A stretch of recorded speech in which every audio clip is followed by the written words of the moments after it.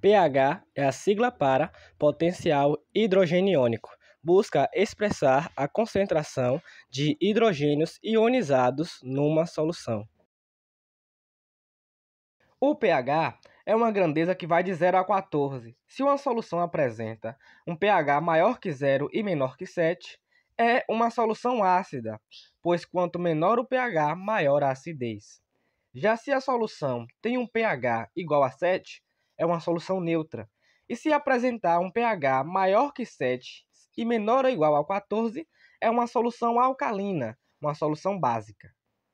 Certo? Observem aí que vocês têm a escala do pH demonstrando as cores, mas isso não significa que necessariamente os indicadores naturais vão seguir essas cores, certo?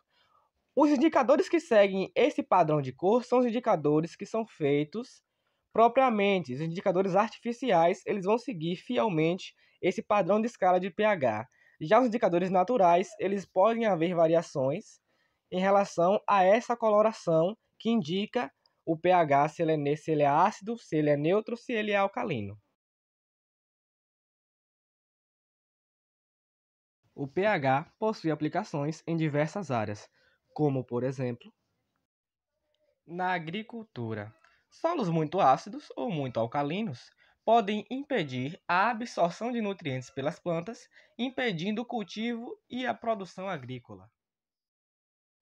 Na medicina, um pH sanguíneo fora do intervalo normal pode indicar problemas de saúde como acidose, que é o excesso de produção de ácido, ou alcalose, que é o sangue muito alcalino, provocada por um excesso de bicarbonato no sangue ou pela perda de ácido ou por baixos níveis de dióxido de carbono. Na indústria alimentícia, o pH influencia o sabor, a textura e a conservação dos alimentos. No tratamento de água, o pH da água é ajustado para torná-la própria para consumo e evitar a corrosão das tubulações. Nos cosméticos, o pH de produtos cosméticos é ajustado para ser compatível com a pele e o cabelo, evitando irritações e garantindo a eficácia dos produtos. Na construção civil, o pH é importante na preparação de argamassas, pois um pH inadequado pode comprometer a aderência e a resistência das estruturas. Na estabilização de solos, a cal é frequentemente utilizada para estabilizar solos argilosos. Ela é utilizada para aumentar o pH do solo, o que ajuda a melhorar as propriedades mecânicas do mesmo. O pH também é importante no tratamento do concreto. O pH do concreto é monitorado para evitar a corrosão das armaduras de aço. Um pH alcalino protege o aço, enquanto um pH ácido acelera o processo corrosivo. O pH não é usado só nas áreas citadas, mas em muitas outras. Um pH baixo acarreta em diferentes problemas dependendo do contexto ao qual está se referindo. Por exemplo, no sangue. O pH normal do sangue é levemente básico, entre 7,35 a 7,95. Um pH ácido pode causar palpitações, falta de ar, vômito, sonolência e desorientação, e em casos mais graves, a morte. Na água, um pH ácido pode corroer estruturas, danificar piscinas, pode também irritar a pele e os olhos, além de impedir que os produtos funcionem. Os impactos de um pH muito alto também variam de acordo ao que está relacionado. Por exemplo, no sangue, pode causar espasmos musculares, fraqueza, dores de cabeça, confusão mental, tontura e convulsões. Sintomas esses da alcalose.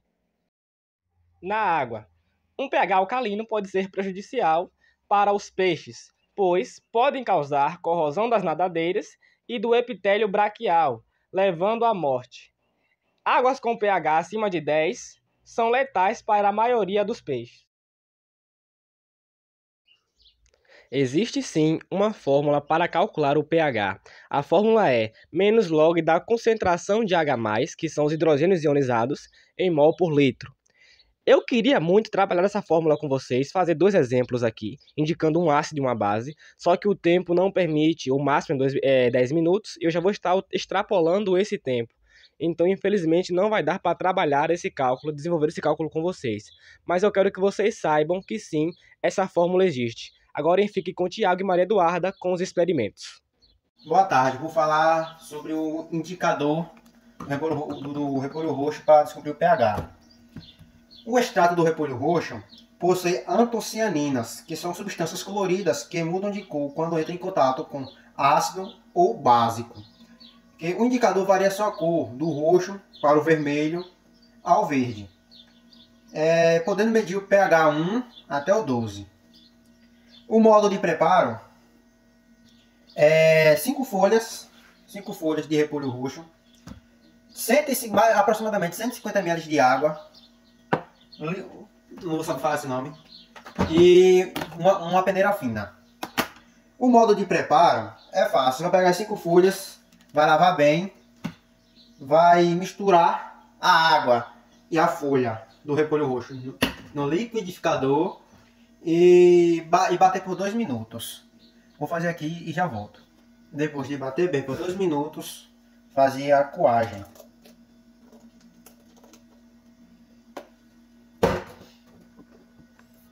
Depois de coado, o uso desse extrato ele é um indicador de pH natural, que ele vai mudar a cor, dependendo da acidez ou basicidade da substância no qual foi misturado. Eu vou usar o álcool 70 e a água sanitária. O ácido tem a tonalidade do vermelho ao rosa, o neutro é o roxo, a cor normal do repolho, e tons de verde ou azul se for básico. Aí eu vou começar a fazer o experimento agora. O álcool 70 ele é etilítico, que tem 70%. É principalmente composto por etanol, tem C2H2O, não, C2H6O e água, que é o H2O. A concentração do 70% de etanol é eficaz para desinfectação, matando uma ampla gama de micro-organismos. E na água sanitária, ela é hipoclorito de sódio, que é NaClO, que é em água. O hipoclorito de sódio é composto ativo que age como desinfetante, liberando cloro quando dissolvido em água. E vou começar a fazer o experimento agora. Agora eu vou começar a fazer o teste. Eu vou botar o álcool. Tá uma certa quantidade, que não sei a quantidade mínima de colocar. Coloquei mais ou menos umas 20 ml. Eu vou colocar o extrato do repolho.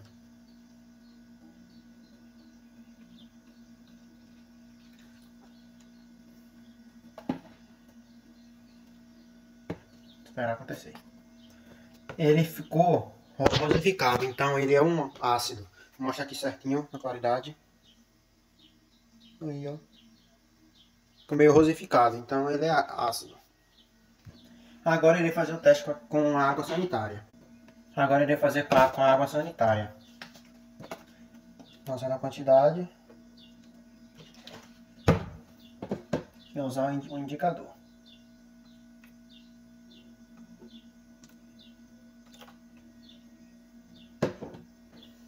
Ele ficou numa cor meio amarelada. O tom meio amarelado indica que a água sanitária ela é base. Aí eu vou mostrar como ficou a cor que ficou. Amarelada. Então, galera, eu vou fazer o indicador natural do suco da beterraba. Basicamente, eu coloquei a beterraba no liquidificador mais 200 ml de água. Eu peguei a peneira e coei o suco, né, nesse recipiente. Ficou assim. É necessário que vocês ralem a beterraba para facilitar. Eu utilizarei vinagre e acetona em copos transparentes para poder visualizar. Bom, coloquei o vinagre aqui e a acetona aqui. Agora a gente vem com a beterraba, né, numa colherzinha. Vamos colocar um pouco aqui no vinagre e um pouco aqui na acetona. A gente dá uma mexida um pouco. E espera um pouquinho. E ficou assim, gente. Como vocês podem ver, o vinagre ele ficou um pouco mais claro. E a acetona ficou um pouco mais escurinha, tá vendo? Então, ambos são ácidos, pois eles ficaram numa tonalidade, né, uma coloração avermelhada. A única diferença é que a acetona ficou um pouco mais escura, mas mesmo assim, não deixa de estar avermelhada. Betocianinas são pigmentos hidrossolúveis que conferem a cor avermelhada à beterraba. Por que ocorre essa mudança de cor? Isso pois a beterraba é cheia de betocianinas. Essas em presenças de mais ou menos H+, modificam sua estrutura, interferindo nas energias de absorção de fótons no espectro do visível. Se utilizada em meio ácido, a solução de beterraba se torna avermelhada e em meio alcalino, esverdeada ou amarelada, a depender do pH.